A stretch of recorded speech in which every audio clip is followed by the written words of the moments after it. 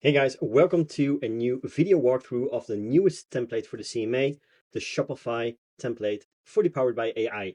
A really exciting one. I've been working on this for quite a while and I improved multiple versions and at last I came to this final version, which is a really amazing one, I have to say. So I'm first going to walk you through the setup, what you need to do, what you need to connect, and then show the flows.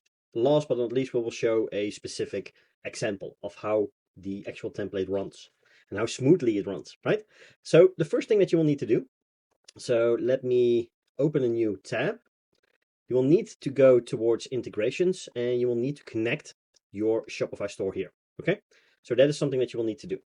The second one, and let me get myself out of the way, will be under mini apps. This will be automatically installed since it's a free mini app, but you will need to go into settings and then set up your own secret authentication, okay? So that is the app that you basically need to create. So basically the exact same as with the native integration. You can follow the documentation on UChat and the many videos on it in order to connect and create your own Shopify app. Once you've connected, you're good to go inside the flow.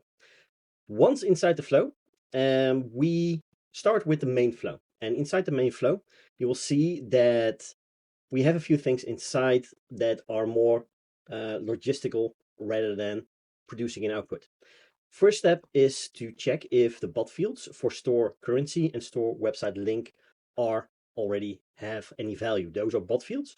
And if they do not have any value, we go with a mini app because UChat by the native integration does not have this specific action. So I needed to create a mini app for those specific unique actions that we need to provide more functionality. So what this app does is, as you can see, it provides the shop details to return the shop currency and the shop website link, because whenever we want to generate the product link URLs, we also need to have the actual store website link. Otherwise, it will generate the backend product links, which is not accessible by customers, right? So this will fetch all the current details and store it inside of the bot fields. Then the next step is to check whether or not the lost text input has any value. If not, we're going to ask the user for their preferred language.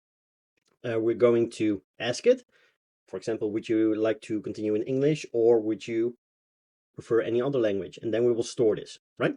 We will store this by mapping it through a JavaScript and then mapping it to the system field language. So this is optional. You can also skip this step and basically go directly here if you're just wanting to basically provide one language. But it is something that you can implement. By default, it's turned on.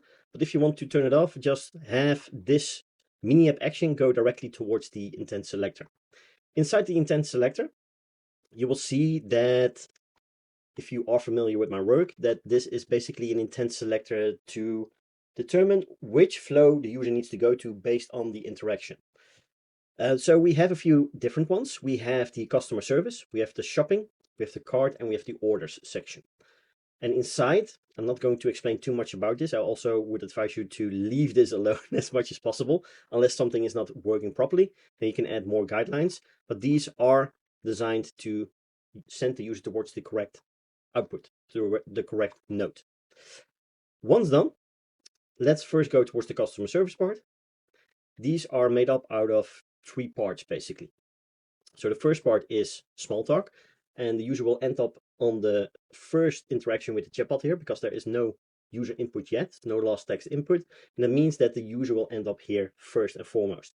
Basically, the AI persona will introduce itself, and then from here, we'll ask, do you have any questions about our products or your order? And then from here, you can ask another question. As we can see under the automations tab, we have a default reply set to the main intent detector. So anytime that the user replies towards this text node, the default reply will kick in, and then the intent selector will determine, okay, where does the user need to go now? The next step is to answer any FAQ business related questions. And I made these topics. And basically this is a mini intent selector inside the customer service flow that determines which topic needs to be triggered. And each topic, so about us, product services, refunds, general info, support FAQ, talk to human, all have their own chat completions, except for the talk to human, because that's a customer support flow, which is the third action inside of this customer service. Inside, a really simple prompt, as you can see here. We have some AI guidelines as a bot field, which you can adjust freely towards your own liking to really adjust the persona towards your own business brand. Then we have the AI persona, and then we have the bot field company about us. So if you want to adjust your business data, you can just go towards contents, bot fields, and here you will see that you will have all of the bot fields under the folder Shopify AI Master Setup. If you don't have this folder, then every single bot field should start with Shopify or company, right? So you have company about us, company product services, refunds, support FAQ, and general info.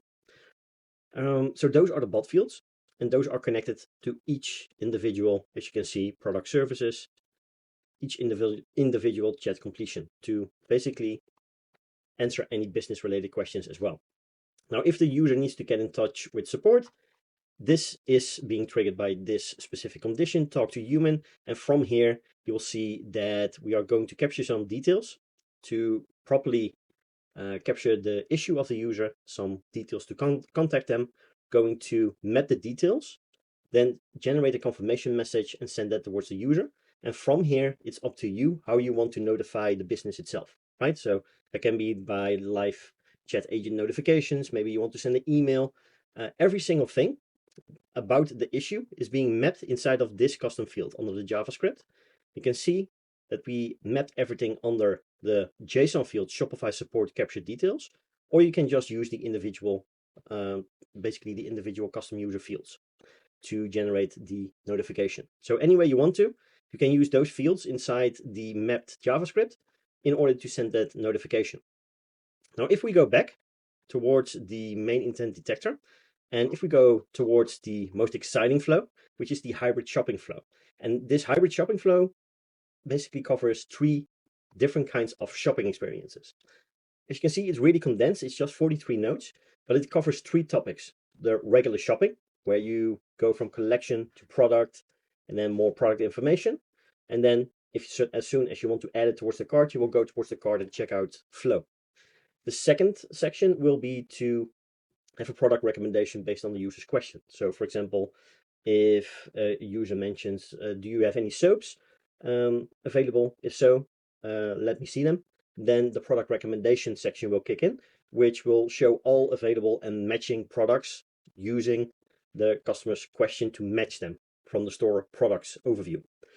And then you also have the specific product information, which is a fantastic way when a user has a specific product in mind, knows the title, and they want to have more information, or they want to see the price, or they want to see it right, then that specific product section will kick in and provide all the information towards the customer. So that is basically, in a nutshell, what this flow covers. I can go over all of the specifics, but then I would be basically busy for the next 1.5 hours. But the top version basically registers the regular shopping.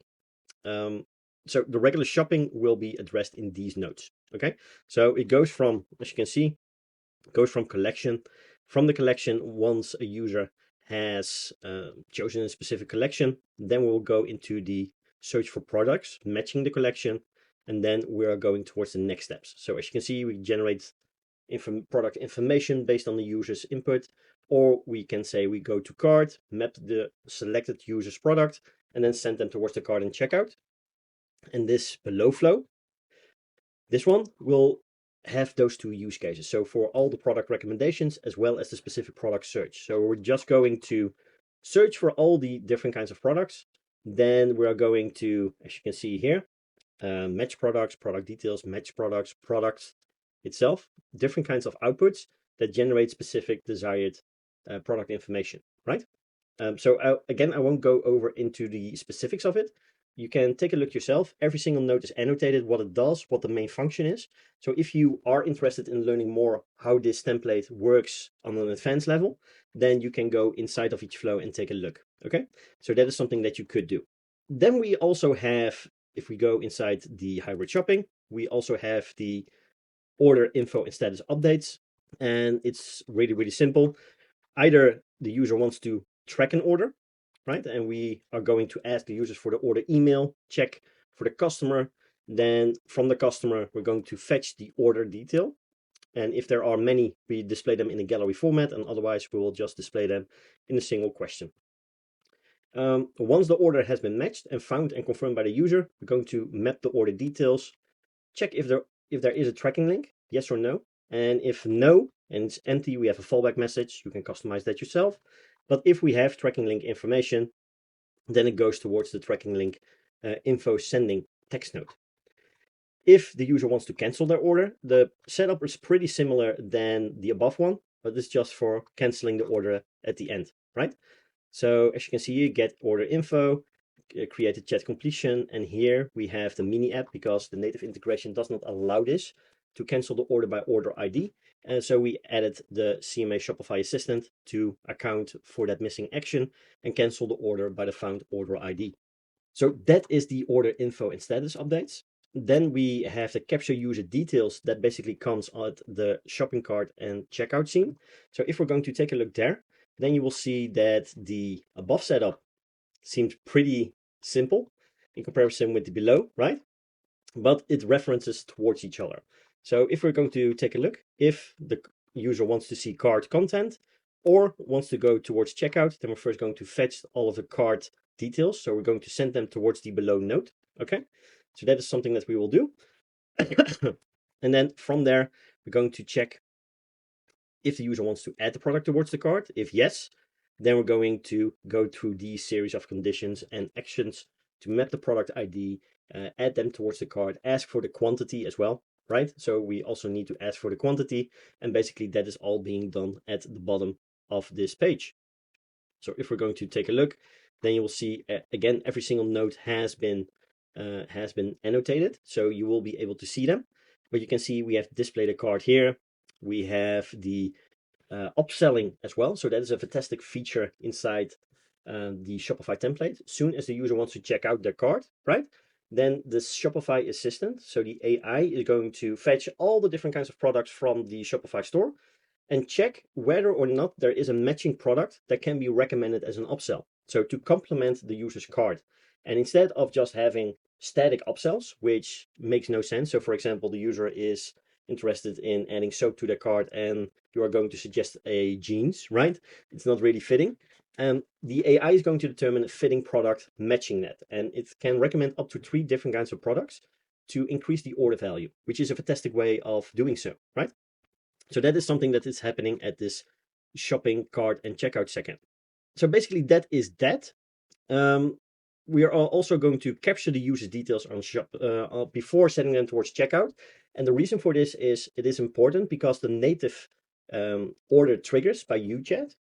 So if we go towards the native triggers here, the order canceled, the fulfilled, and order paid, basically check based on specific details that they receive from the payload. And they try to match the order or the bot user rather, and then update it on the bot user side of things, right? And otherwise it will create a new bot user using the phone number.